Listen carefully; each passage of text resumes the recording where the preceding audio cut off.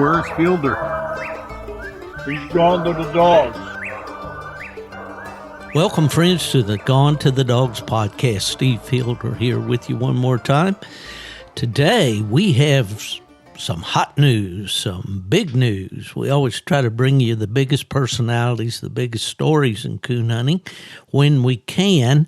And I was able to catch up with the owner and the handler of the recent 2023 PKC National Champion. And we've got two interviews here for you today.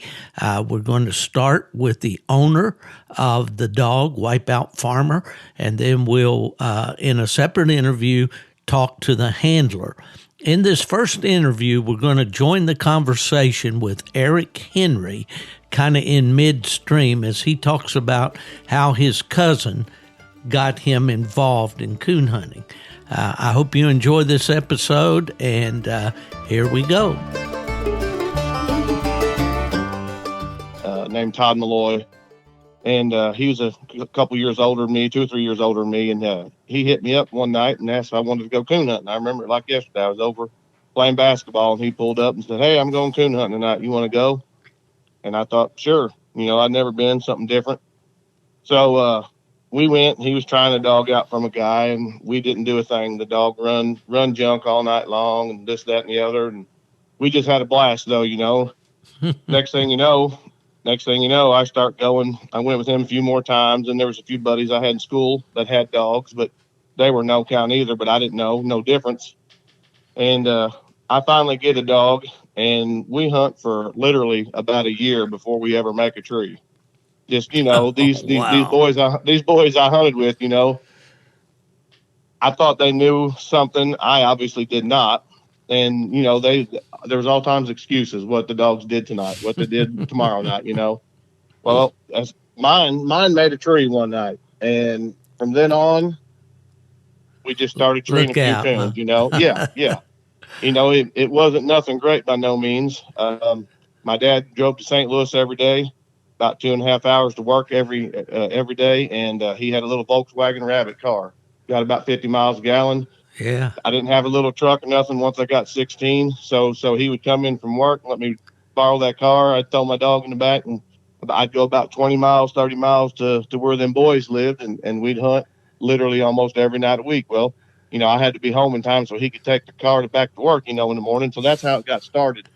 Wow. And then a few months later, then I finally get a job through school, and I buy me a little Ford Ranger pickup. Uh-oh. And it just kept going from there, you know. And and I went to a hunt one night here at my local club, UKC hunt. Fell in love with them. Very first night I went to a hunt, I remember it. I ended up following the wrong cast to the woods. I got out there, and they're all looking around. And they said, "Who are you?" And I told them. They said, "I think you're supposed to be with such and such cast." So I said, "Oh, okay." So I was embarrassed, and I just drove straight home, if you want to know the truth. So anyway, that was my first competition hunt. Needless to say, it wasn't too good. But anyway, I won one here, won one there, and just fell in love with it, you know. And just things went from there. And it's been good, and you know, Lord's been good to me. I can't complain. Well, of course. And about how old are you now, Eric? I just turned 46. Oh, well, you're a young man. I got you about 30 years exactly. Yeah, I'm an old man, too old to be doing this for sure, but I enjoy the heck out of it. And one of the great things about this podcasting is I get to talk to you guys that are out there doing it and enjoying it and all that. So, okay, well, let's jump in then to how long have you been hunting the PKC hunts? I joined, I'm going to guess probably, I don't remember exactly, but I'm going to say somewhere I was 17, 18 years old. Mm-hmm. So I would have been, you know, it's been 28, maybe 30 years at the most, so you've something like that. Yeah, I remember you being there when I was with PKC and in the tennis center and all those days that I always like to look back on and what a great time we had there, you know, for 10 days in a row when we had the Super Stakes with the World Hunt. You bet. It was a good time. Oh, it was a good time, that's for sure. Well, tell me a little bit about. Let's do it this way. What do you think was the first really good one you owned? I had several pretty fair dogs, coming up through life there. Nothing fantastic, but dogs with tree coons, pretty consistent. And I'd win a hunt here and win a hunt there. But probably the first honest good dog that I had a pup that I started out of Rat Attack, and I'd sold him to Steve Rogers. And dog's Steve name and was, Darren. Yeah. yep, Steve and Darren. Right. Yep, yeah, they live about 45 minutes east of me. Gotcha. And anyway, his name was Rat's Jackpot. Mm-hmm. And I sold him to Steve when he was a pup. And I've had two dogs in my life that run and treat a coon the very first time you ever cut them loose, just like they were 3 years old. And it was him and Flatrock Thrasher. And I had Thrasher when he was a puppy as well too, when I was about 16 years old. And well, I didn't know that. Of course, that's a bet. very famous name, and of course, we talk about your handler Steve Yant, and most people associate Steve with Thrasher. But that's great. Yeah. I didn't know. I guess I didn't know that. Yeah, me and Steve got a pretty good story we can get into here in a few minutes. Good. But I sold Steve Rogers that pup there, and he was running treeing coons, 9-10 months old. I sold him to Steve, and at the time I was starting to get into a little bit of 4-wheeler racing and stuff, and my coon hunting was slacking off. So this pup was doing good, so I sold him to Steve. Well, in 2005, man, the bug hit me again, and that's all I could think about was going coon hunting. And Steve had, I believe, placed him in the 1-year-old Super Stakes, got him in the final 3. And anyway, I had bought him back from Steve, I believe, in 2005. And right away got him in the top 10 of the Missouri State race. I may even won the state race that year. I think I actually did. There was like 9 or 10 months left to go in the year, and I come back and won the state race with him. But I made him a gold champion. I won about 15,000 with him. Just a little here, a little there. And Yeah. he was probably the first really good dog that I had.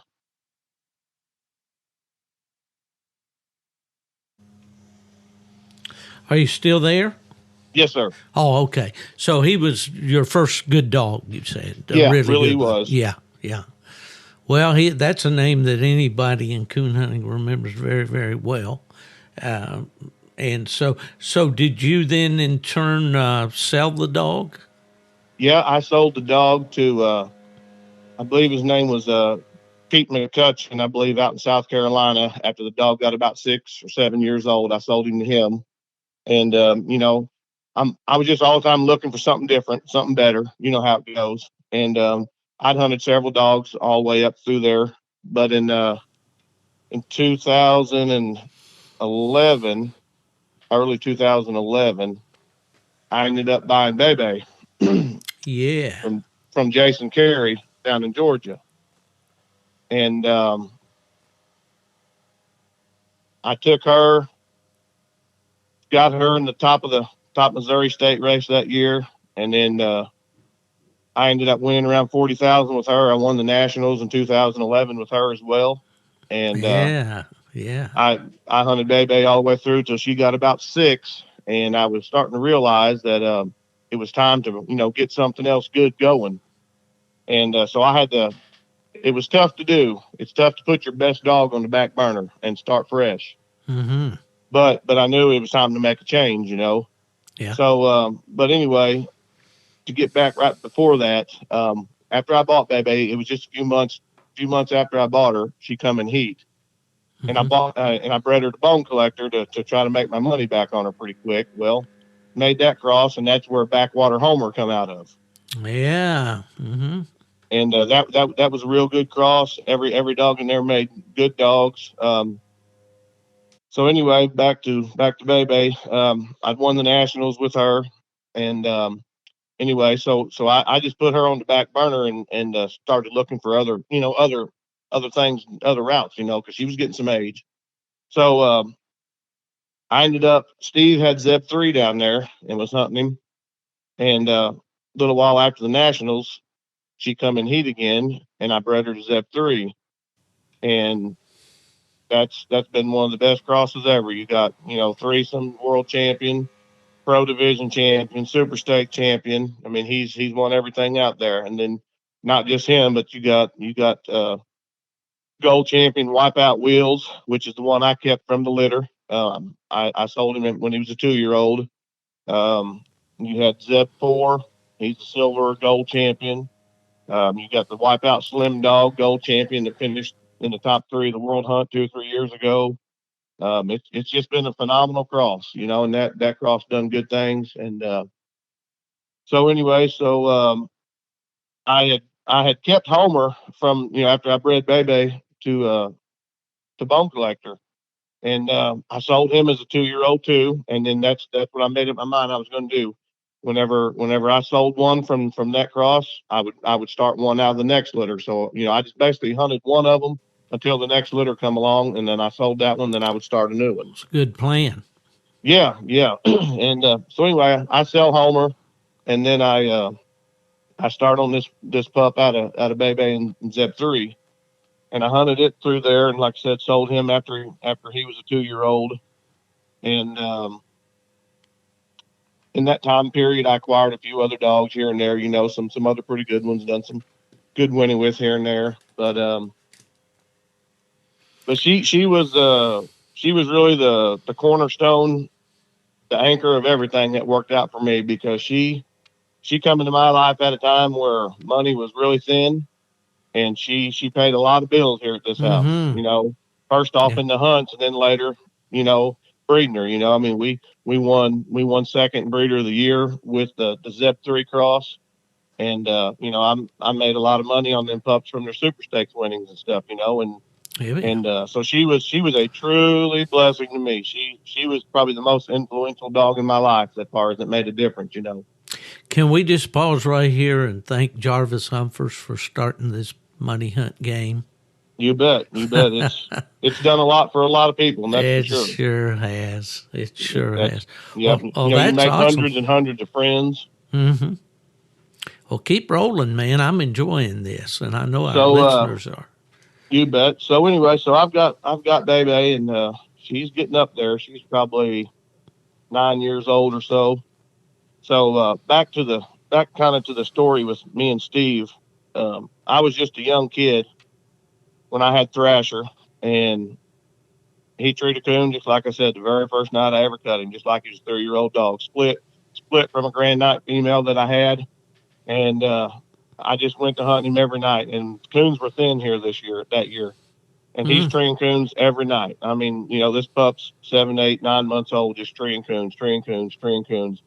Well, I might have been young, but I knew I had something special. I wasn't completely dumb. And so anyway. And a good-looking hound with it, too. You bet he right? was. Sure he was. Things changed, and I kind of got girl crazy a little bit there. I wasn't hunting Thrasher much, and Steve and Randy had tried to buy him one other time. So I ended up getting a hold of them, and I sell Thrasher to Steve. Well, everybody knows what Steve done with Thrasher, Oh, yeah. So anyway, later on after I got Bebe, Steve is hunting heels for Ashley Guthrie, and Ashley was aggravated at her. She was a young dog, around 2 years old, and Steve was hunting heels for Ashley. Now that's hell on heels. Yes. Okay, Steve just for my heels. listeners that may not know. You Eric. bet. Yeah. Steve was hunting heels for Ashley, and I'd been talking to Ashley about her, and he priced her to me. And I hunted with her one night, and she looked fair. Didn't look very good, but looked fair. And I said, Steve, what do you think about this dog? And he just told me, he said, well, here's the deal. He said, if you don't buy her tonight, he said, I'm going to have somebody buy her for me tomorrow, and I'm going to start hunting her. I said, okay, good enough. So I called Ashley. I told her I'd take her. I bought her. And, within a month's time, tweaking a few things here and there, man, she was rolling. I mean, there were 6 or 7 months left to go in the year for the state race. I started at nothing, and ended up winning around $2,300 that year, I think, and won the state race with her. Well, I get her in the top. I get her in the top six of her senior super stakes. And then in 2015, I won the world championship with her. And ironically, I had never. The world championship was always the hunt that I could not get past. I had never doubled up the world hunt. The very first year I doubled up was with Hills in 2015, and I go all the way through it and win every cast. Mm-hmm. Yeah. And so anyway, so that was kind of ironic, but it's fun, you and bet, and you it bet. ain't bragging if you can do it. Yeah, there you go. After that, I won the Bear Creek hunt with her there. Mm-hmm.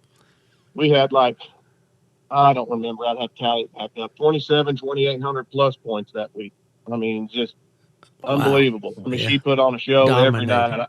Yes. I mean, I had 1275 one night, and, Mm. she scored 5 something a couple nights, 7 something a night or two. I mean, just, it was an unreal week, but she was a dog that, if she was in coons, I'm telling you right now, there was nothing out there that could touch her. I mean, she was just phenomenal. I mean, it was over with. I didn't care who you drew; they may as well go home. I mean, if she was on, it was lights out. What But a anyway, confidence builder that is for a it handler, is, right? yes, you bet it. I for sure have to have confidence in what I'm packing, or else I'm looking for a different dog. But anyway, Steve, I had put Steve on Thrasher. Steve put me on Heels. So after I still got Heels, and then I ended up acquiring Abby's last Trip. Mm-hmm.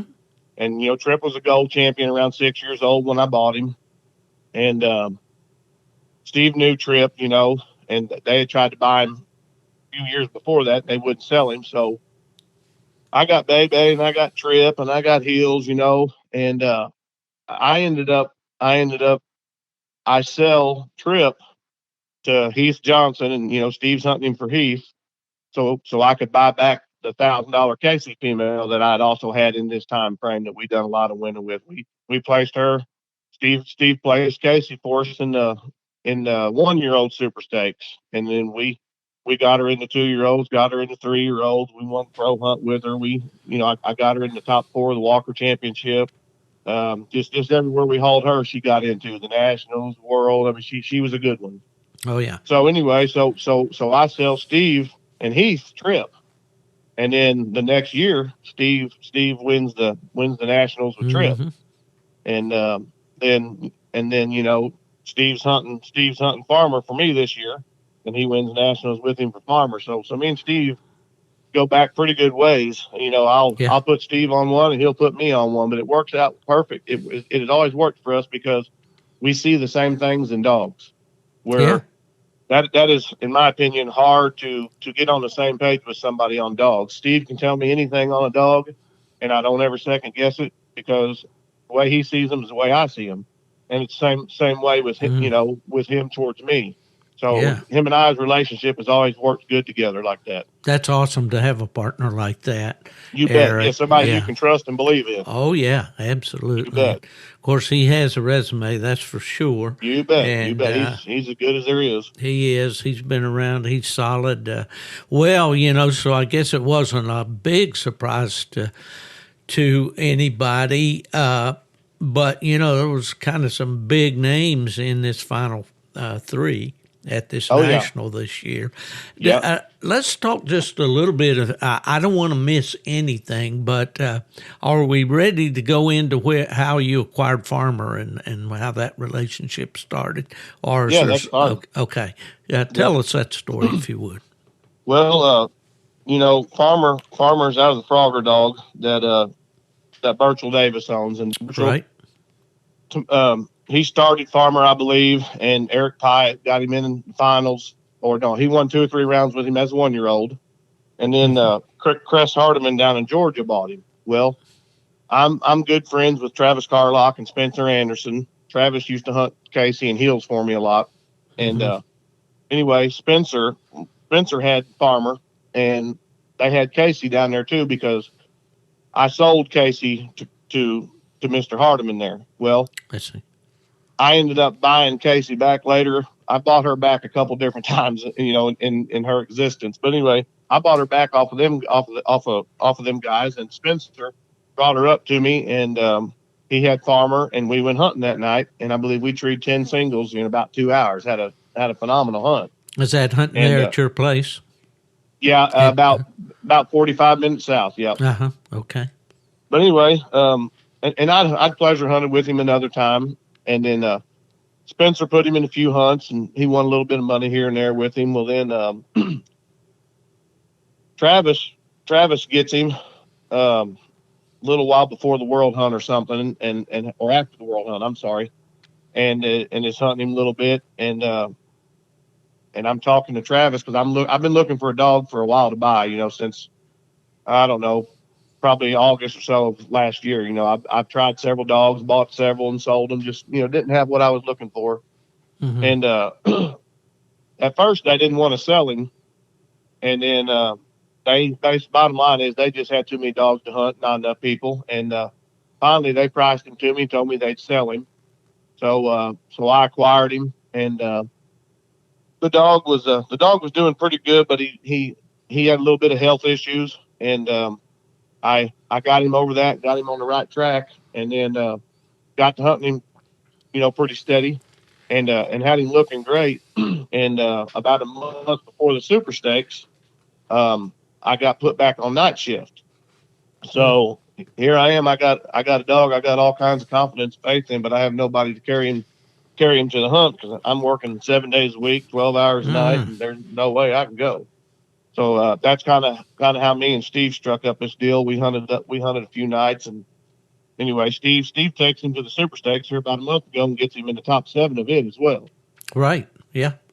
And yeah, that's kind of how the dog come from. It was just some and I want to give Travis a lot of credit. Travis's last name is Tarlock. Yes. Okay. Yeah, Travis was very influential on me being able to acquire the dog.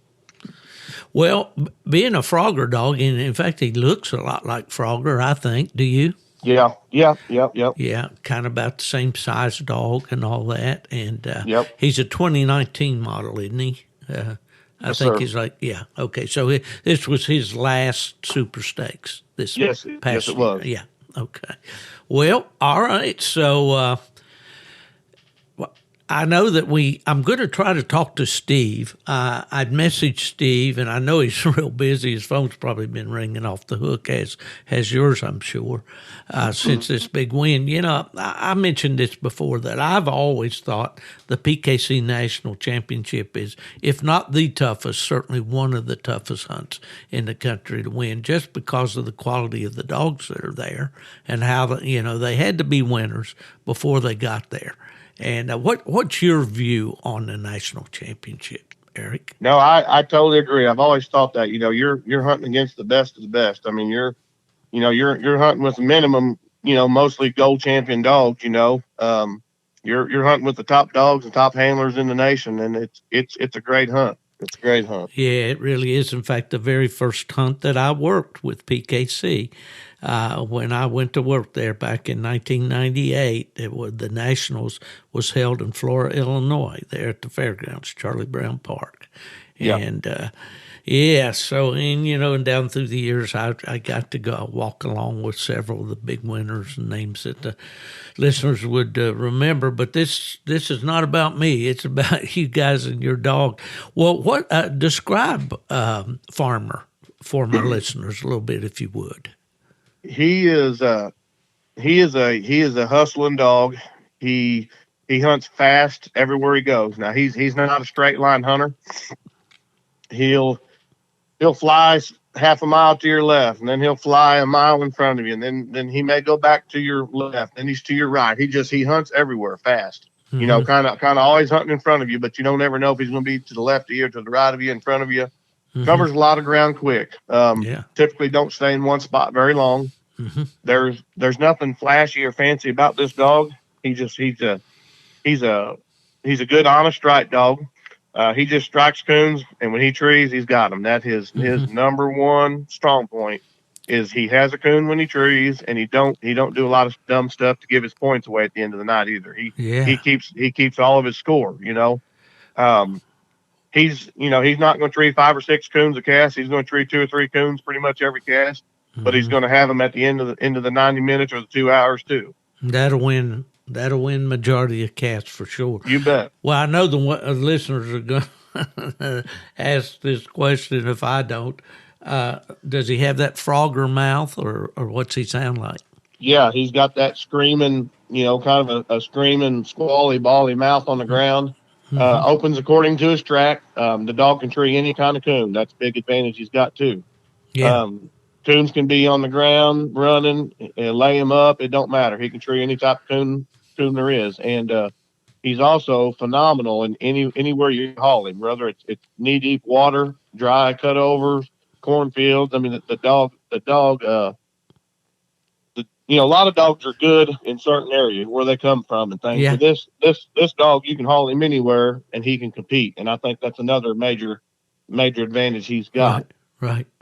Well, now was he born let's see, where was he born? And then he moved. I believe up there, Birchall's there in Ohio. Okay, in Ohio.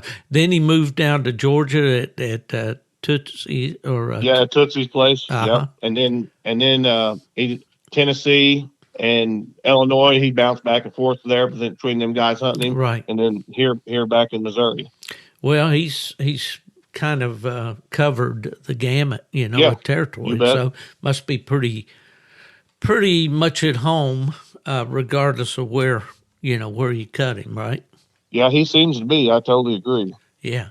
Well, that's just awesome. I'm sitting here looking at the picture that PKC posted up for the Final Four. John Strickland and with this Betty White. Now, this dog, did you know anything about these other 2 dogs in the Final Four? I didn't know nothing about. I didn't know nothing about Betty at all. I knew that Stephen and them had change and done a good bit of winning, and then I believe they'd sold him to Ike Rainey, and they done a good bit of winning with him, and then Stephen and them had him back, and he had a good bit won. He'd been on the road a lot, and but actually I didn't know nothing about John's dog, but that cast there is as good as you're going to get in the final 3 of handlers. I mean, they've seen it and done it all. That's for sure. No rookies in that crowd. That's for sure. It's hard for me being on the back burner and not being the handler because I've always been the hunter. So I know with that. My job situation now, working nights a lot and stuff, I've been having to pass that on a little bit. But it's if a man has a good dog, you need to get him out there, whether you're hunting him or not. Well, that's for sure, and that's something that I've had to accept with age, Eric. Yes, and I've taken some partners on my dogs and so forth, and so I'm learning to get just about as much fun out of their phone calls and iPhone videos and things that I get back from the guys that co-own dogs with me, But I can feel your pain, brother. But man's got to work, got to keep the wolf away from the door, I'm sure. Yeah, that's true. Yeah. Well, anything you remember? Were you there at the Nationals for the whole show? Yeah. Yeah. I actually meant to go up on Friday. I got off work that morning and wasn't going to have to work this weekend, so I was going to go up Friday. But I've been sick all last week, and man, I didn't feel very good at all come Friday, so I stayed home and got to feeling a lot better Friday evening. And then naturally, when I get the call from Steve that he's in the final Saturday morning, well, that made me feel even better. So.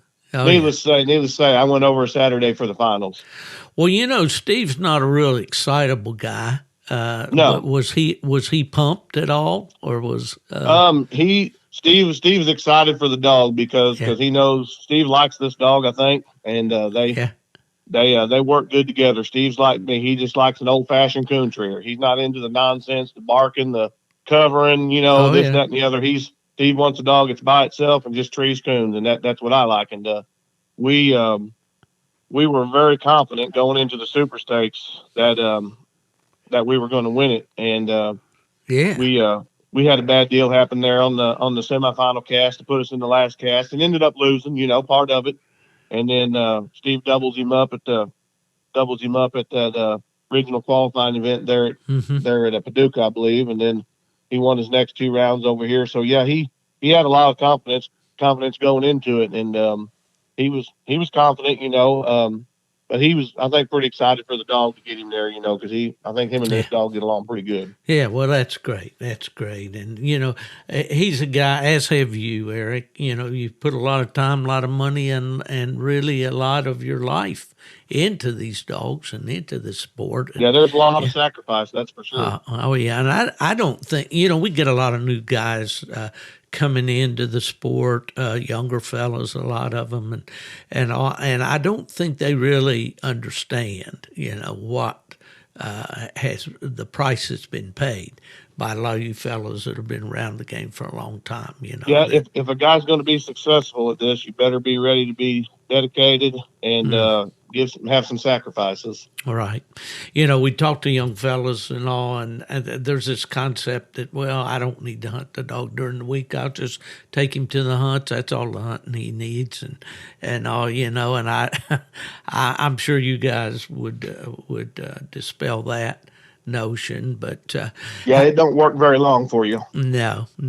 Well, I've always seen Steve as a real no-nonsense guy. Yeah, he's a straight shooter. Yeah, he is. He lets you know what he thinks. And that's another reason why him and I get along good. Yeah. We're straight as they come, good or bad. Yeah. Well, that's the thing. I just wrote an article in American Cooner magazine about some things along that line. And, you don't have to look for shortcuts if you've got dog power, if you do your homework and all. You don't have to worry about the gimmicks and trying this and that to find an easy way to win. The best way is to just go out there and out coon dog them. You bet. That's the way I always saw it. Well, I want to see good dog work at every hunt I go to. And if your dog trees one more coon than me, I'm going to shake her hand at the end of the night and say, "Hey, good job, your dog looked good." That's the way I like to win. That's the way I like to get beat. Well, that's it, and that's the way the pros play, as far as I'm concerned. And yeah, anybody else. Something else you're talking about younger people getting into this. I tell a lot of them, you have to learn how to lose before you can learn how to win. And it's a lot easier to accept losing. Get over it. It's going to happen. It's going to happen a bunch. But after you accept how to lose, seems like the winning comes along a little easier for you. Well, exactly, and I think that was kind of the message that Jeff Rickliff had after winning that UKC Tournament Champions. He had been in a slump, with his dog, with Hobo there. They had, they couldn't seem to win a cast. A lot of disappointing, 25-point cast wins and things like that, or come up 25 short for the cast win and so forth. But just keep plugging, man. An old fellow that taught me in sales years ago, he says it's like throwing cow manure on the barn wall, Steve. The more you throw, the more it'll stick. So you just you gotta keep going. Yes, sir. Oh man, what? I guess you've gotten a lot of correspondence here since last Saturday night, haven't you? Yes, I've had tons and tons of calls and texts and messages, and I appreciate every one of them. So thank you to everybody out there that contacted us. Oh, absolutely.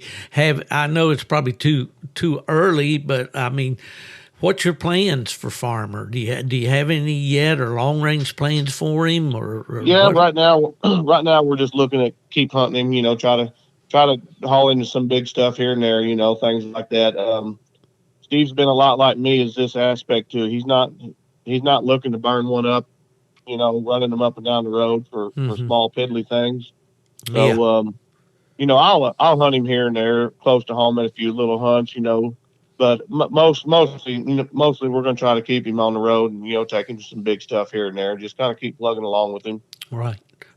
Have you talked to Burchell Davis since you won? I have not spoke with him. He had sent me a message or so, I believe, there, and I talked to him like that. But man, his dog's he's red. Happy about it. Oh, I'm sure he is, and that Frogger dog is red hot right now in the country. He is. That's what I keep telling everybody. He's one of the hottest things out there. And I'm a Wipeout dog guy. I like the Wipeout line of dogs, and if I was going to go breed to a Wipeout dog right now, he'd be at top of my list. Yeah, yeah. And that has nothing to do with this dog. I mean, the proof's in the pudding. Just, they're really starting to show up. He don't have a whole lot of pups on the ground, Exactly. but they're starting to show in the winter circle. So I would highly recommend somebody breeding a Frogger. I guarantee if I had a good female here right now, she'd come in and I was looking for something, that's where I'd be going. Yeah, for sure. Well, I'm sure there's going to be a lot of people will be interested in that with Pharmer as well, because, to get his pedigree on both sides. And do you have any plans to breed him, or have you bred him any? No, he's not been bred. I've had a couple people contact me about it, but I'm not looking to get into that right now. I'm not going to say down the road, that will probably happen. But right now we're just looking to keep the dog in some hunts. Mm-hmm. Well, we'll still be looking for him, that's for sure. And I hope that I'll be able to hook up with Steve Yant, and we can also get some recording time in with him as part of this podcast. Is there anything we didn't cover that we should have talked about, Eric? Well, not that I can think of off the top of my head, Steve. Well, I want to get you back because you are a wealth of knowledge. You've been there, done that, as they say. And, I think you're the kind of guy that these guys who are getting involved in the sport need to be listening to and following the example of, because, there's a lot of different ways and a lot of voices out there that are trying to, especially with this internet and this social media and all that stuff. So good advice and good experience are the kind of things I like to portray in this podcast and try to keep it real, Yes, sir. Well, I deeply appreciate your time today, Eric. I know that you've got a busy work schedule and you haven't been feeling good, and I know your phone's been blowing up, but it's been great to talk to you. Certainly wish you nothing but success with Pharmer going forward, and we'll be watching him, in the winter circle. And what do you know what the next big one you think are thinking about to hunt him in? Well, I think we might take him to a few of these pro hunt sports that are coming on. There's been a few of them we've talked to, so I think we're going to try to put him in a few of them coming up. Good. And then there's a few of them $2,500 hunts here and there, and we're going to hit, and just a few of them bigger things like that between now and the World Hunt. Oh yeah. Well, that pro sport organization, kudos to them too, Greg and Scott, and they're doing a phenomenal job. Levi, yeah, they really are, and they've got $100,000 hunt coming up here.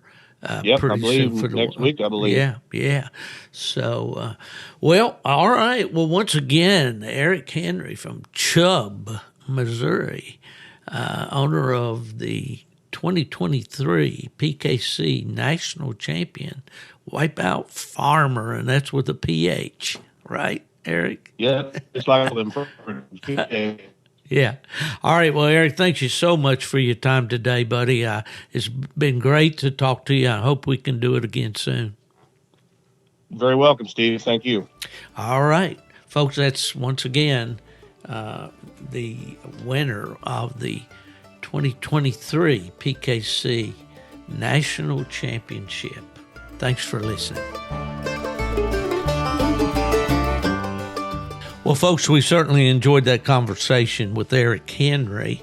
And, man, we got the man behind the wheel, the guy that held the leash, the guy that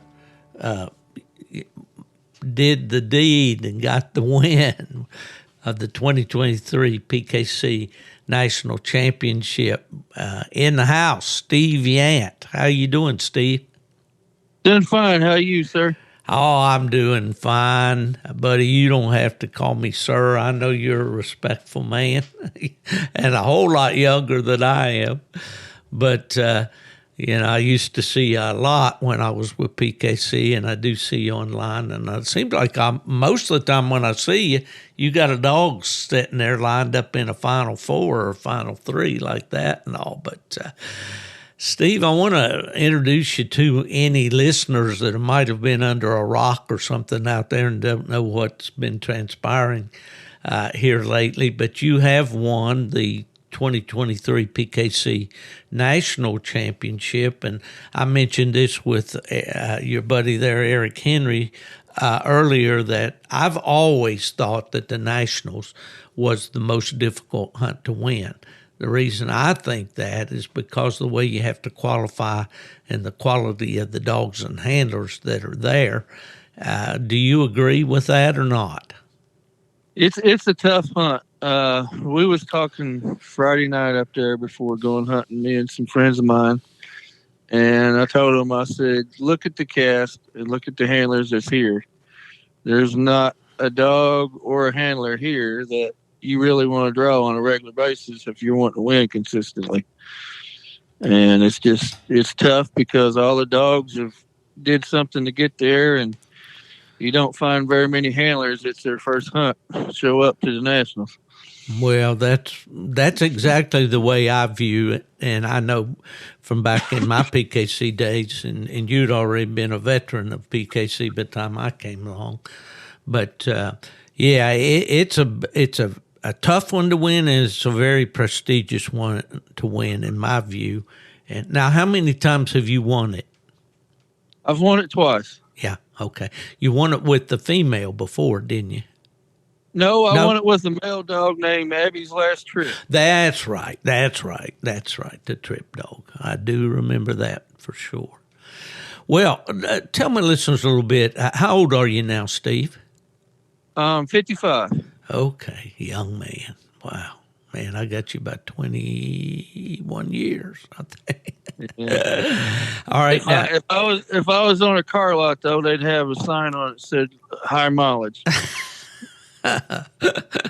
Well, no doubt you've got the miles on you, because I know you've been running around the country with these dogs. In fact, last time I actually saw you was 2 or 3 years ago at the PKC World Hunt. I was out with my friend Ed Harrell there, just riding along with him, and we guided your cast. Do you remember that? Yeah. That was up at, I think it was at Flora. That's right. You're right. Yes. That was at Flora. Well, when I saw your number, it says Sikeston, Missouri. And just a real quick little thing. I grew up in West Virginia, but my dad worked over in Kentucky across the river over there at Cavill, and building a plant over there. And we lived in Charleston. So a big time for us was to get to go to Sikeston. You know, that was where my mom liked to go to shop and so forth. So is that still a big time to go to Sikeston? I mean, I guess it's not for me. I've lived here all my life. Yeah. It's, I don't know. I think there's probably 17,000, 18,000 people here. Yeah. It's not a very big place, but. Well, I was really surprised, and we're going to get to these dogs, but I always run down these rabbit paths, and I'll be real quick. I was watching a documentary on TV the other day, YouTube, about Cairo, Illinois, across the river. That's a ghost town now. I couldn't believe how there's nobody over there anymore. No, sir, there's not.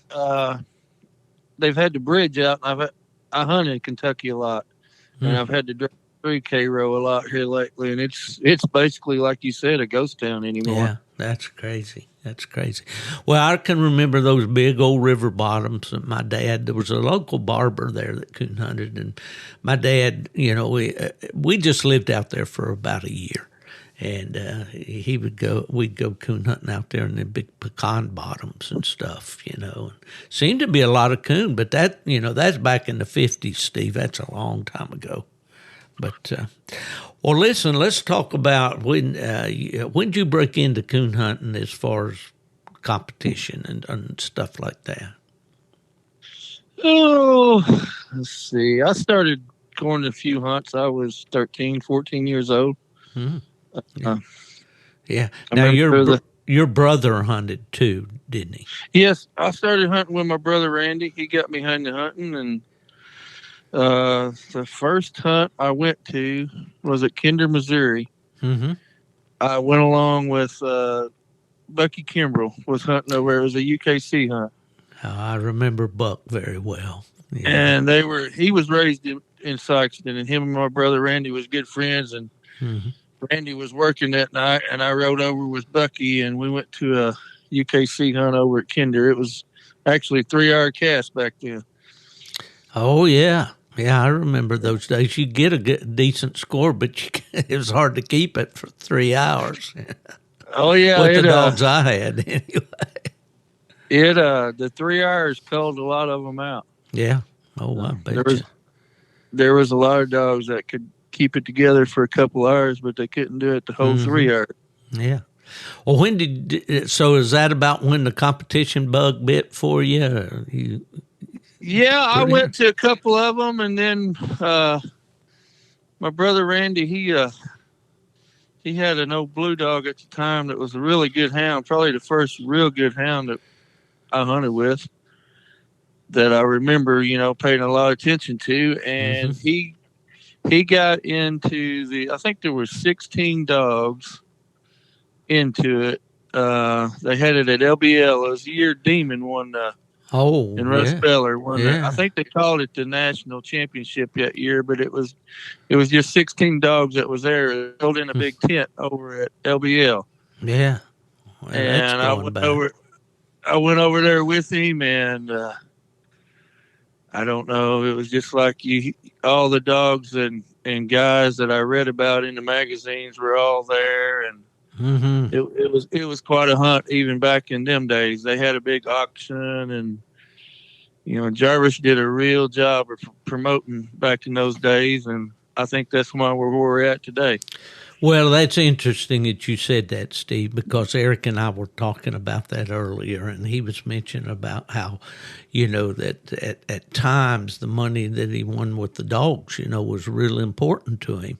And I said, we in the coonhound world have a great debt of gratitude to pay to Jarvis Humphers for coming up with what he did and for changed the coon hunting world for many of us.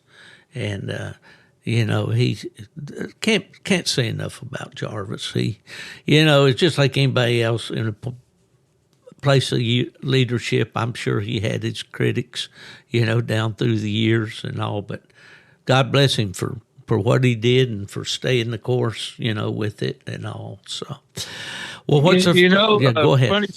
Funny you said that about Jarvis. Jarvis, he was one of them guys. He loved coon hunting, for one thing. There's nobody ever lived anymore that loved coon hunting than Jarvis Humphers. I agree. But he was one, you could be so mad at him tonight that you wanted to choke him about something or another, and you see him tomorrow and he'd wake up and shake your hand and say, well, what are we going to do to get over this? And it just, he was always good to me when I was a kid, the youth hunts and stuff like that. And I even handled a few dogs for him, and Paul Holt and Dale Bolden and them. I handled a couple of them for him and some super stakes and stuff. And I always looked up to him because every time I seen him, even from when I was a kid, he would walk up and shake my hand and ask how I was doing. Oh, yeah. Exactly. He always called me Brother Steve, and I think he called a lot of people that. He'd say brother this or brother that. How's it doing, Brother Steve?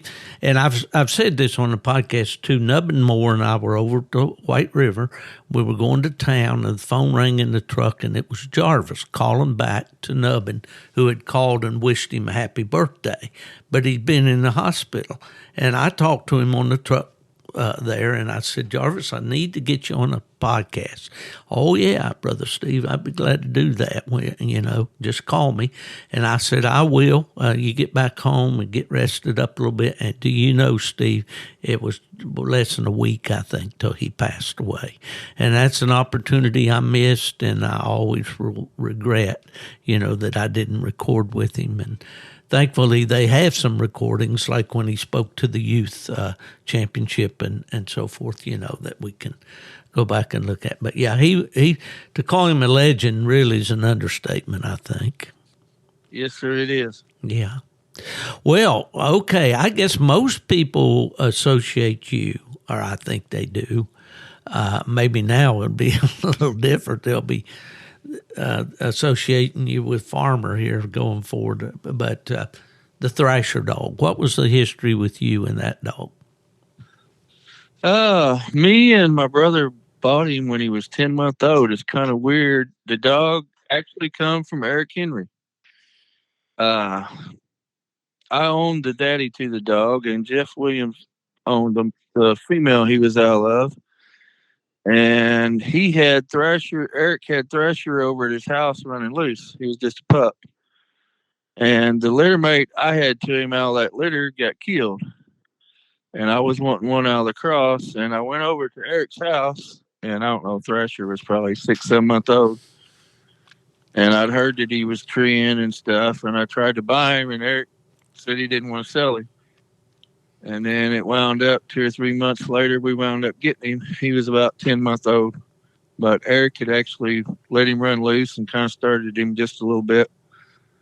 So it's kind of weird. That kind of come full circle, hadn't it?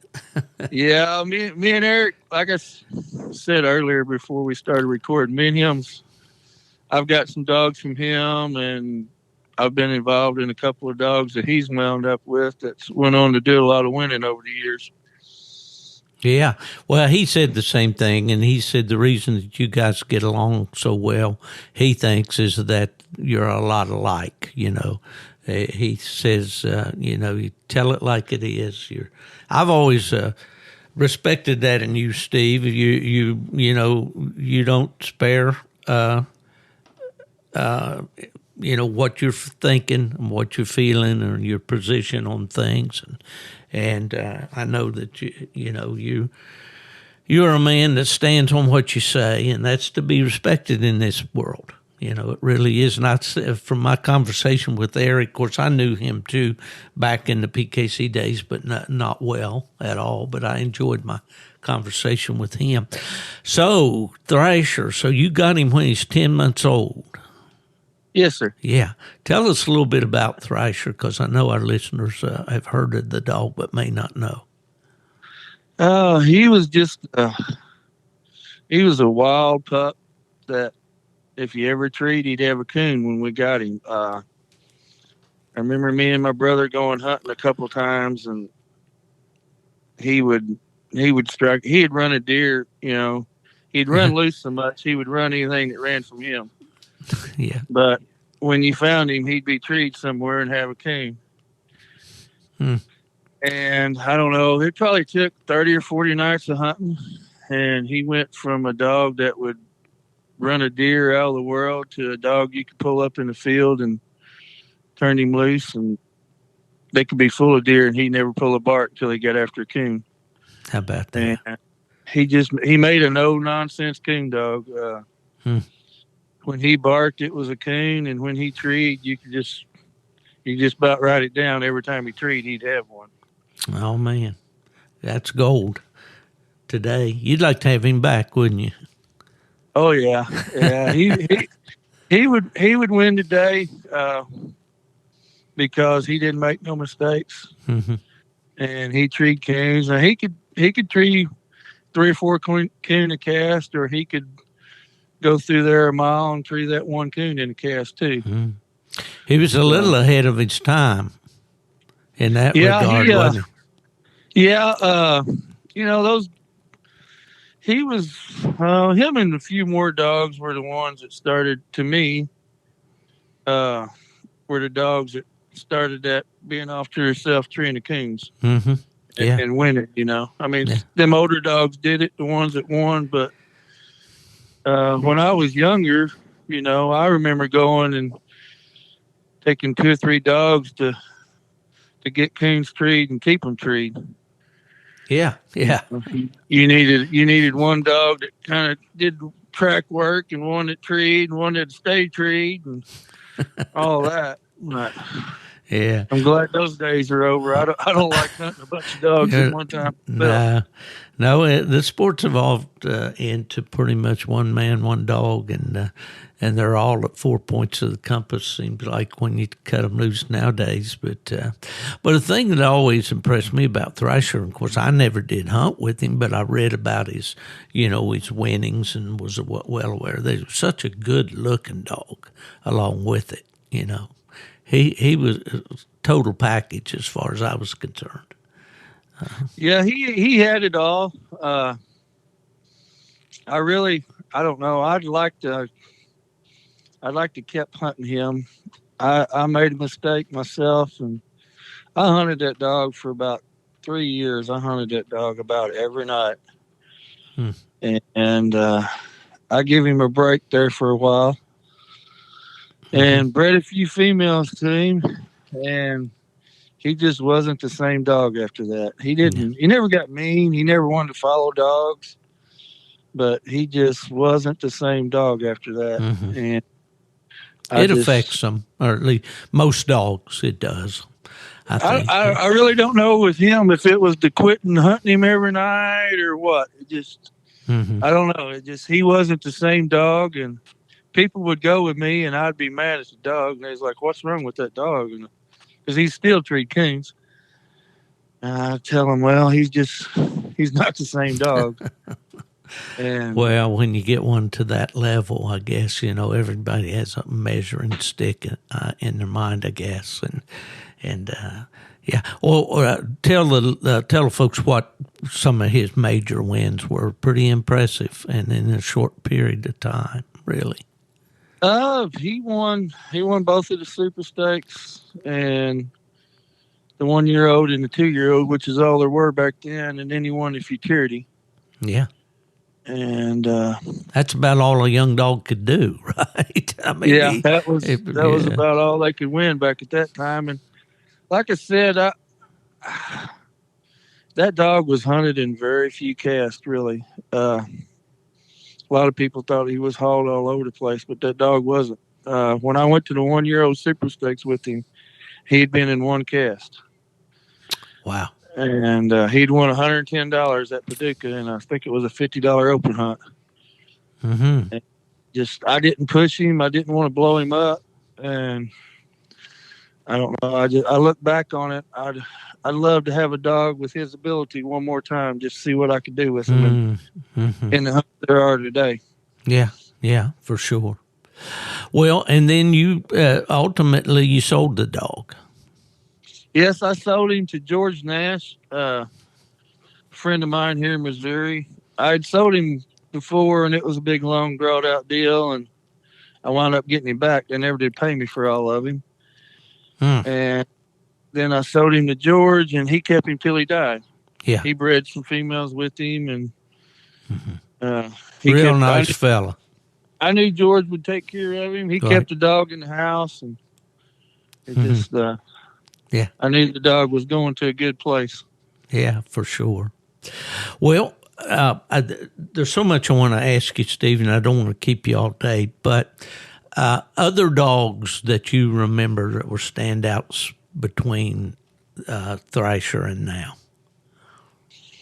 Oh, I've been fortunate, hunted some really good dogs. Some of them that stick out in my mind.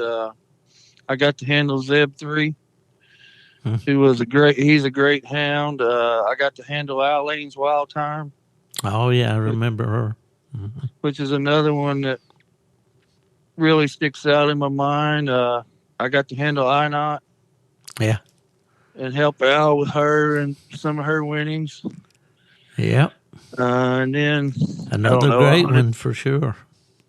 Yeah, I've been lucky in hunting some good dogs. I mean, I hunted Eli Stone. He did some winning. I hunted the Nut Dog. I hunted for Terry Bush. And then me and Heath Johnson, Heath bought Abby's last trip, and we bought him off of Eric Henry too. You and Eric are kind of joined at the hip on this thing, aren't you? Yeah, like I said, we've back and forth on some dogs, and it seems Yeah. like they've all wound up doing some winning. And then me and Heath wound up winning the PKC Nationals with Trip. Tell me a little bit about Trip. He was a dog that I'd always had my eye on. I had drew him when I was handling and hunting the Eli Stone dog, who was a very good hound. And he was always just a little bit better than Eli. And I don't know, I'm one of them, when I draw a dog 2 or 3 times and they beat me, I always trying to figure out how I can get my hands on that dog.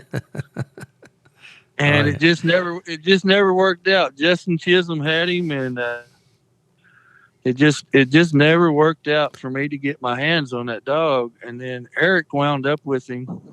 He bought him. I think the dog was 6 when he bought him, maybe fixed to come 7. Yeah. And I was talking to Heath. We were looking for a dog, and I told Heath, I said, "What do you think if Eric will price that dog? We get him and me try to run him in just a few bigger hunts." And he said, "Well, if you want him, if he'll price him, we'll try to buy him." And I called Eric, and he didn't really want to sell him. And finally he did price him, and we bought him, and then I wound up, I don't know, I won about $40,000 with that dog in 3 or 4 months. And then my daughter got sick, and I remember that, Steve, for sure. I put the dog up. Yeah. I put the dog up, and the dog, the dog got sick after that. He was a dog. He had some health issues, and you had to take care of him. And we bred a few females to him, but the dog got sick, and he passed away not long after that. What year was that he won the national, Steve? Do you remember? 2017. Okay. And but me and Heath got a dog together. We called the Jocked Up Tripping Dog. Yeah, I remember that. Who named that dog? I often wondered who named that dog. Oh, it was kind of his name was Jock when we bought him off of Kevin Prumer. Yeah, Prumer boys from Illinois. Yeah, yeah.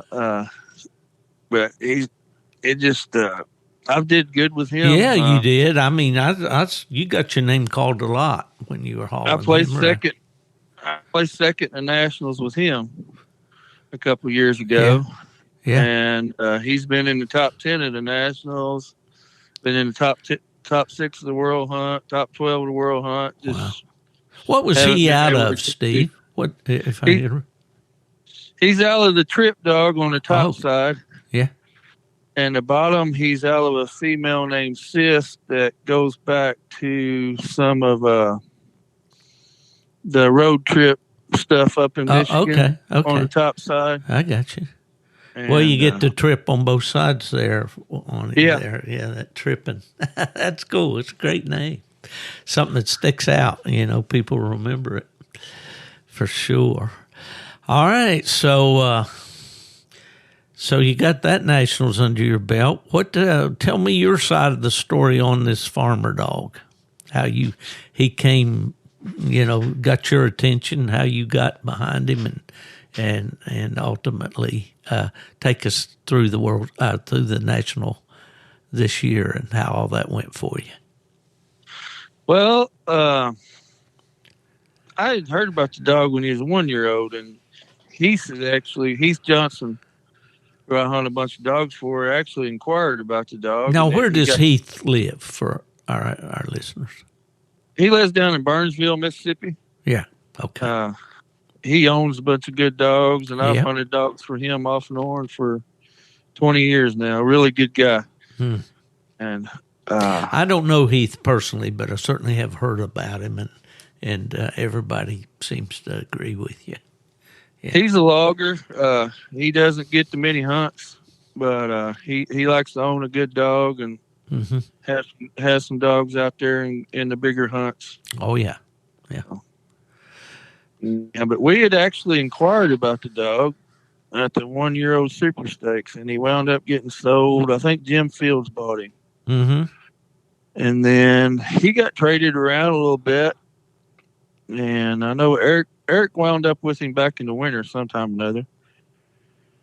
And I called Eric and asked him how the dog was doing, and he said that he was liking him really well. And we went hunting a couple nights, carried him and Jock, and the dog looked really good. Kind of stuck out to me. Yeah. And I know Eric's got a job right now. His shift work, he doesn't get off a whole lot. When he wants to go to hunt, he's usually working. Yeah, I think I cut into his sleep today. I kept apologizing to him. I said, man, I'm sorry. He's talking about working 14-hour days on a night shift or something. I said, man, that's not good for a coon hunter anyway. But yeah, me and him got to talking, and I asked him what he was going to do with the dog, and he had talked about he didn't know if he was going to sell him. He said, I think about selling him. He said, I can't really push the dog and hate to see the dog go to waste. And we was talking about the super stakes, and I told him, I said, if something falls through on the dog that I got lined up, I'll give you a holler. If you don't care, I'll carry him up there and see what I can do with him, man. Wound up the dog that I was going to hunt. The boy got off work and he could hunt him, so I didn't have nothing to hunt at the time. And I called Eric, and he said, well, just come get him. And that was a couple of weeks before the spring super stakes. Mm-hmm.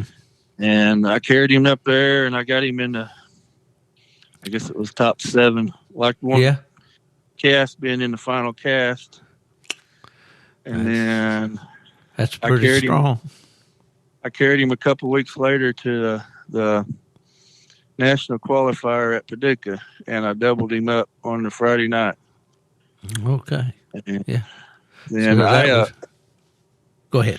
I told Eric, I said, I'm going to hunt Jock up there at the Nationals. He had 2 nights up at Salem to get qualified. I said, if I get him qualified, Eric was going to hunt Pharmer Friday night. I'd hunt Jock, but it wound up I didn't get Jock in, so I just hunted Pharmer.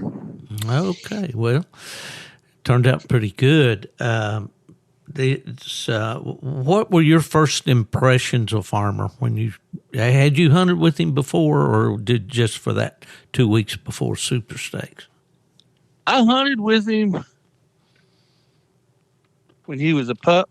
Okay. And I drew him one cast, and he looked good. Mm-hmm. And then I actually drew him last year at the World Hunt, and the dog wasn't right. He was sick or something, I don't know, and he just didn't look right. Mm-hmm.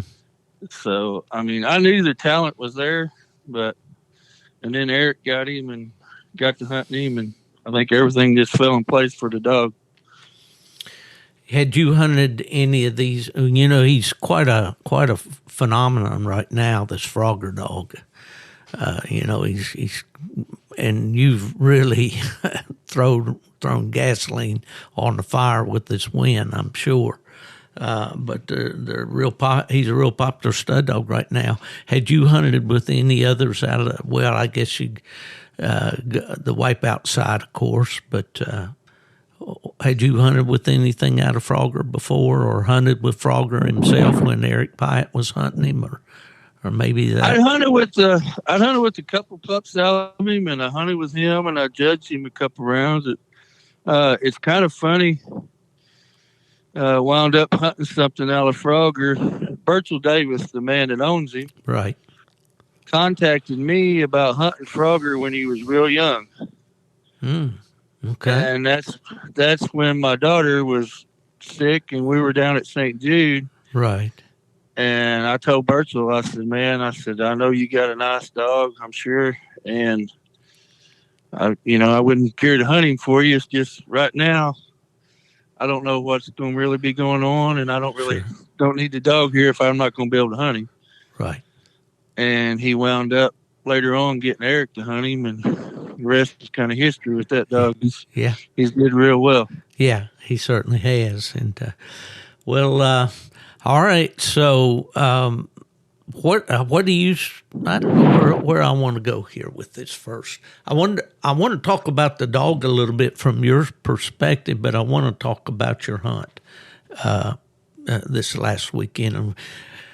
For the folks that don't know, we're recording this on Monday, which is you've only had, 2 nights sleep since you won the national championship. So it's got to be pretty fresh in your mind. But just kind of take me into that. What that experience this year, how that all came down. Well, I've always had real good luck at Salem in the hunts, and I knew whether I hunted Jock, who's did real well up there, or if I hunted Pharmer, I knew I had a good enough dog to do some good if I could just catch a few breaks. Yeah. And Pharmer's a little old dog. Man, I've had him here, I don't know, almost a couple months now. Yeah. And I think the dog's only made like 3 trees that I haven't seen the coon in. That's strong. And he's just a dog that very rarely makes a mistake. He keeps his nose clean. He's by himself. When he trees, he has a coon. Yeah. He's not a babbling dog. He's not a junk running dog. He doesn't pack. He just kind of goes at his own, marches to his own beat, does his own thing, and when he trees, he has a coon. Does he open much on the ground when he's on a coon? He does. He will open quick on a hot coon. Mm-hmm. On a cold track, he doesn't open as much, just kind of here and there. Yeah. And then he trees a lot of coons, just a lot of sitting coons. When coons ain't moving, a lot of times he'll just open up tree. Yeah. Yeah. Is his mouth carry good? You can hear him a lot. He's got a good carrying mouth. It's kind of unique mouth. You don't have trouble picking him out in a cast. He doesn't really sound like other dogs. Well, I think that may be some of that Frogger trademark. They do have unusual mouths, most of them. He's a dog that's he's not the best tree dog in the world. The two's not going to get him, but he's not a every breath tree dog. Right. He doesn't draw anything into him when he gets treed. Yeah. And he's not the kind of dog that, like, you turn him loose, he's not going to be no 2 miles in 5 minutes if he ain't struck. He'll hunt 700 or 800 yards one way and kind of back and forth. He never gets himself out of pocket. He just stays busy hunting. Yeah. But when he comes across a coon, he usually doesn't take him too long to get it tree. Yeah. Yeah. Good track dog then, obviously. Yeah. Yes. Yeah. Well, that's great. I went to Salem on Wednesday. I was hunting Jock. I carried Pharmer with me, and I won early with Jock and got beat late.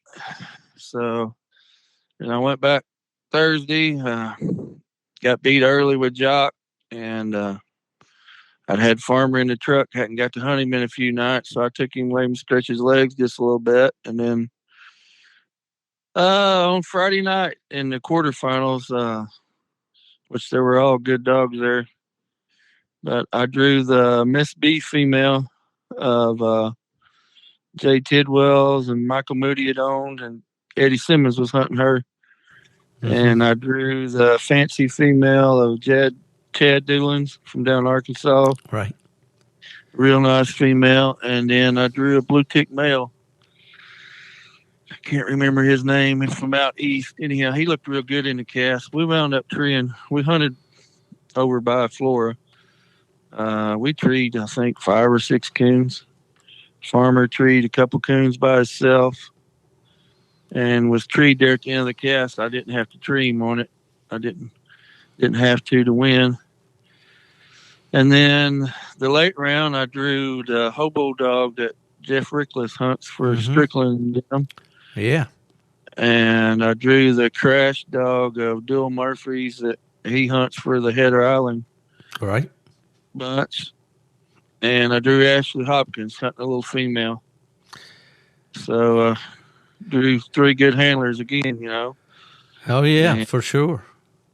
We didn't have a very eventful cast. Pharmer treated coon, Crash treated coon, and then drew some minus. And Ashley and Crash's dog made a circle tree earlier in the cast, and Jeff had took some minus. And we were walking there at the end of the cast trying to get back to where we heard Pharmer. And anyhow, he was treed, and they got to thinking it was Hobo. And I didn't really want to tree him. The only way I could lose the cast was to take some minus. So their dogs were opening, and he was treed through there. And it was hard to hear, and you couldn't tell a whole lot about it. But it was him treed, and I just let him tree the cast out. And then we went on to the finals from there. Yeah. Okay, so how'd that go? We know the outcome, of course, but I saw he won the cast with 175, I believe, didn't he? Yes, sir. Yeah. We cut loose, and the female John was hunting, took a hunter strike. I got struck for 75, and Stephen Smith got struck for 50 with the changed dog. And they beat around in there, and mine wasn't opening a whole lot, just here and there. And John's little female got treed, and we were walking up the road, and Stephen's dog come into us. I don't know what, something spooked him. I don't really know what spooked the dog. And anyhow, we walked into John's female, and she was treed on a big tree. They didn't find a coon, a circle tree. And we walked out to cut her loose, and about the time we get them cut loose, Pharmer gets treed over here left-handed in the woods. I don't know, he was a couple hundred yards. And we went to him, and he had a coon. Mm-hmm. And then Stephen had treed change while I had treed when we were running the time down on Pharmer's tree, way to the right around the edge of the woods. And I really wasn't paying no attention to it. I was focused on my dog and getting him handled. And anyhow, we went in and scored a coon, and we come back out, and we put the time on change, and the two got him. He had moved. And then John's female had got way across the field. There was a big bar way across there, and you could hear the music from the bar better than we could hear our dogs. Oh my. Well, that's some big flat country around Salem there. Were you hunting just out of town there, or did you have to go away? No, we were back over east of Centralia in a big bottom over there. Yeah. I'd hunted in that area before. Mm-hmm. It's always good hunting, big flat hunting. But anyhow, we were struggling to hear dogs, and we finally did hear John's female. And he got her treed, and we walked a long ways through there. I mean, I don't know how far it was, probably 7/8 of a mile across fields. Mm. And we get to her, and she's got a coon. I see the coon before we ever get there. I mean, you look up, the coon's just looking at you. So he gets her handled, scored, and then we walk way back the other way to where we last heard change at. And we got up there. I think there was like 13 minutes to go in the hunt when we finally got back to where we'd last heard him at. And we ran the 6, and the 6 caught him. So he took a minus, and then they turned John's little female loose, and she got struck again and just trailed the hunt out. That's kind of how it ended up. Yeah. Well, that's awesome. It's awesome, and I didn't get to see the final or the play-by-play until after it was all over. I'd taken a trip, and then of course Mother's Day this weekend and all that, and but wow, man, that's great. And you know, to me, it's always good to see you guys who've been around for a long time, who've been major players in the game. It's just like when I interviewed Jeff Rickless after that TOC win. You know, Jeff's paid his dues. He's been around the game a long time. And just to see you guys, and I know, you know, you've got a good reputation. You've not been guys that have done it the wrong way. Competitive, yes, absolutely. It's a competitive game. But I was glad for you, buddy. I really was, and it's great to see that. And do you have plans to handle Pharmer going forward? I'm going to hunt him a few bigger hunts this summer. Mm-hmm. The jock dog I have that me and Heath have, he doesn't take the hot weather real good. Okay. So I normally He lives in the wrong part of the world, Mississippi. Well, have you got him there at home? Yeah, I keep him with me. Okay. He just doesn't. He's like some dogs. He doesn't do as good in the hot summer, and yeah, we've never pushed him in the summer. We always wait till it cools off, winter time, and try to roll him. Yeah. So my buddy that I co-own a little dog with, a little plot dog, we've been having some fun. We haven't done a whole lot in PKC yet, but we're planning to.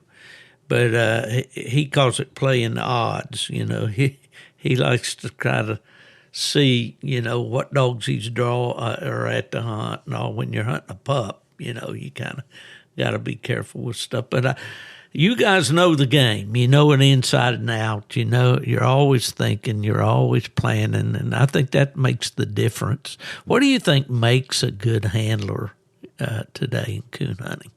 Do you have an opinion on that? I don't know. I mean, it's something you can tell a young person. You can give them the rules. You can tell them how to do all the rules. You can tell them how to apply all the rules. The main thing to me of being a good handler is knowing the rules and knowing that dog. Mm-hmm. And to me, I don't know. I've always been one. I don't like to pleasure hunt with a bunch of other people.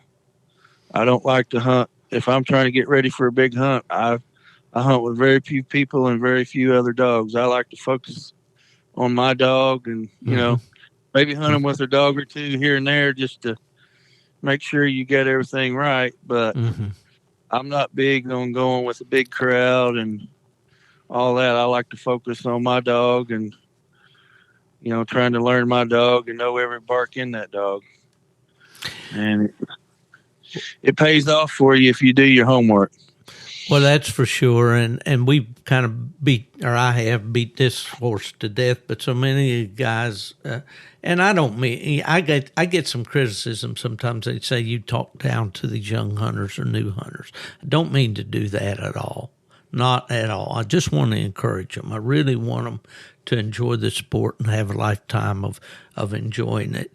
But get your nose out of that screen, listen to that dog, I think will help more of them. And like you say, you got to be out there with that dog.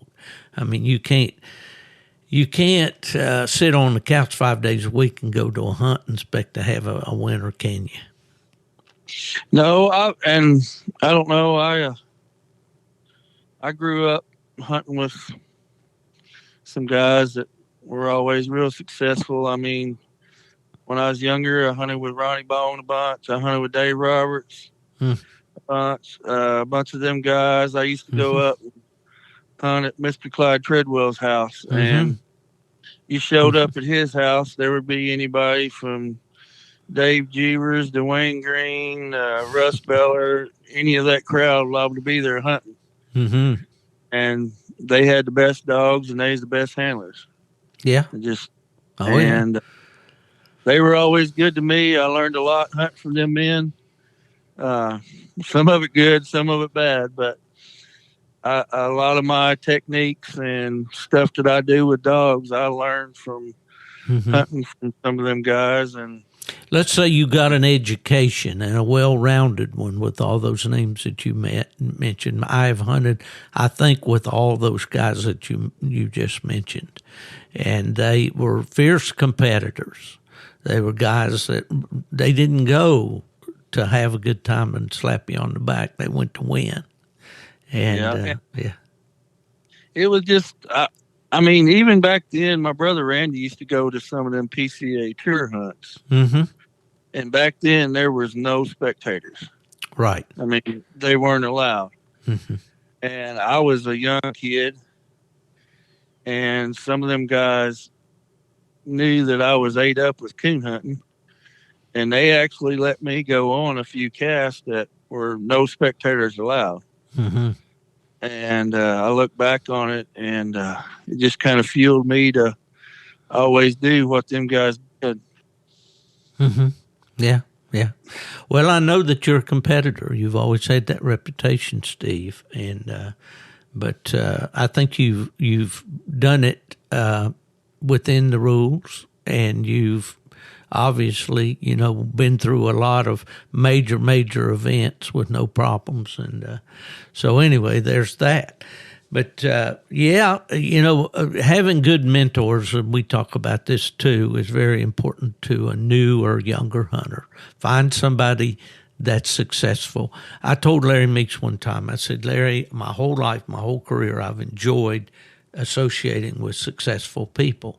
And he said, well, Steve, you've been successful. I said, well, in a way, but I've always wanted to associate with winners, associate with people that have done it right, whether it's in business or whatever, because those are the people you want to learn from.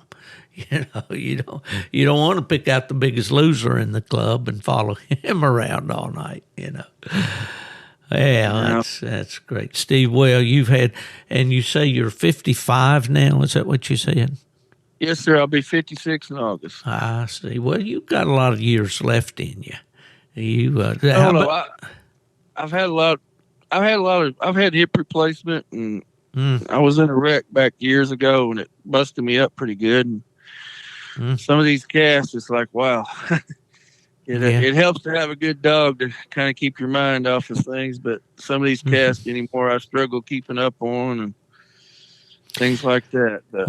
Well, I can see that because the way the dogs hunt today, and I was just beginning to see some of that, when I was still out there actively judging and hunting my dog. I liked when I went to PKC because I got to hunt. UKC wouldn't let me do that. I couldn't hunt in the UKC hunts. But I began to see these dogs that were in there, 3/4 of a mile or so and in different directions and all that. But I was a younger man and I could always walk, coming out of the mountains. But I can't do it anymore, Steve. It's not forever. So I want you to enjoy it as long as you can.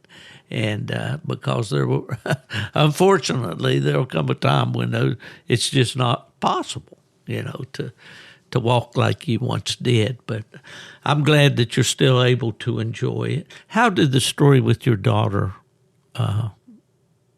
work out, Steve? She's doing. She's in what they consider or would call remission. Yeah.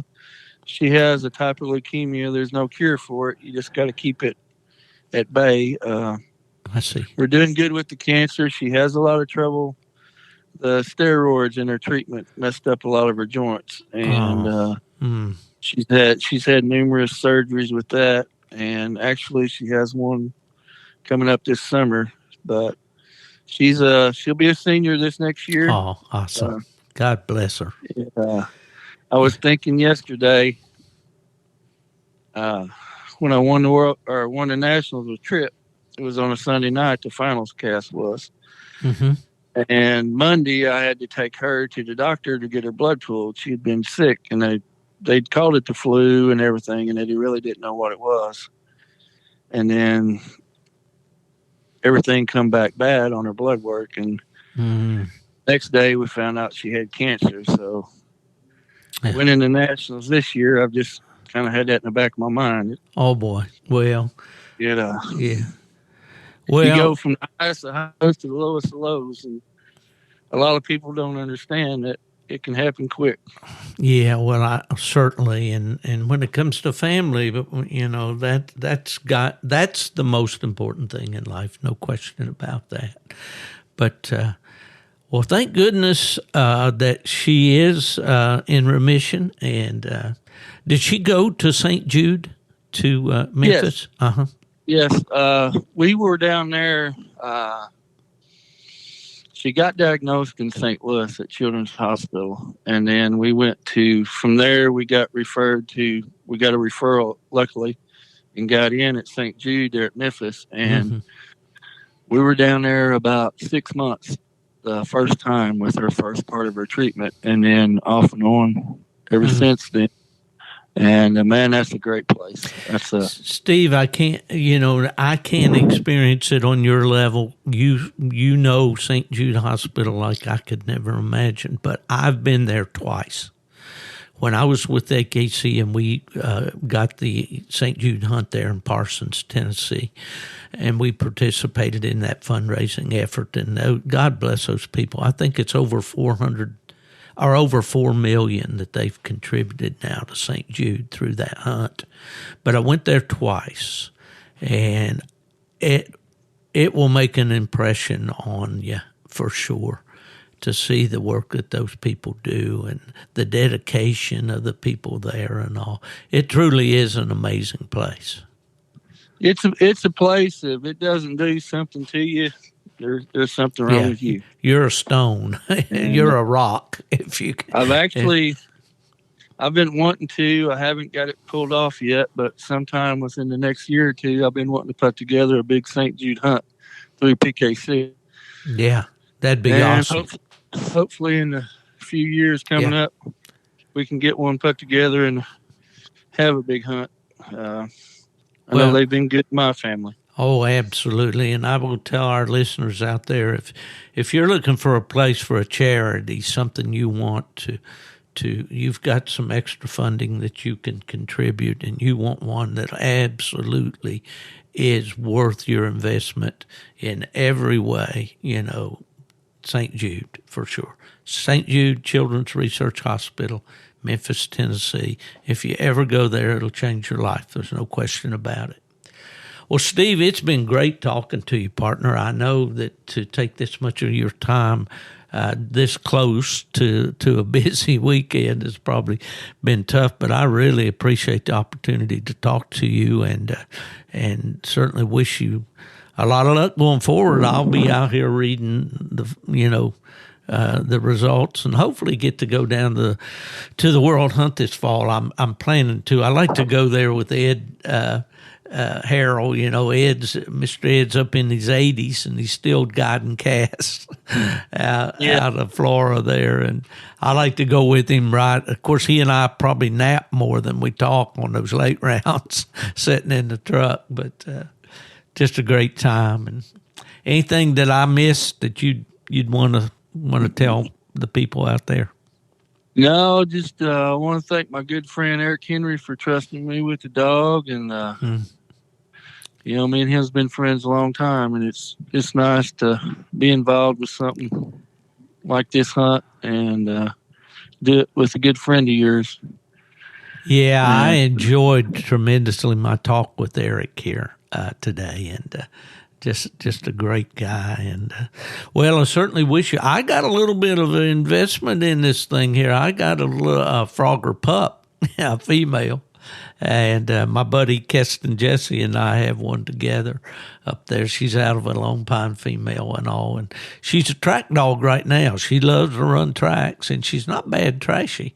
She hasn't come on very strong on that treeing yet, but we're hopeful.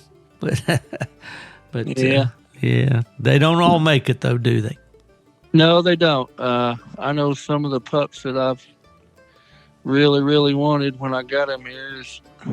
6 months later, I'm wondering why I got them here to start with. Yeah, it's a game of chance. That's for sure. Well, Steve Yant, Sykeston, Missouri, handler of Wipeout Pharmer 2023 PKC National Champions.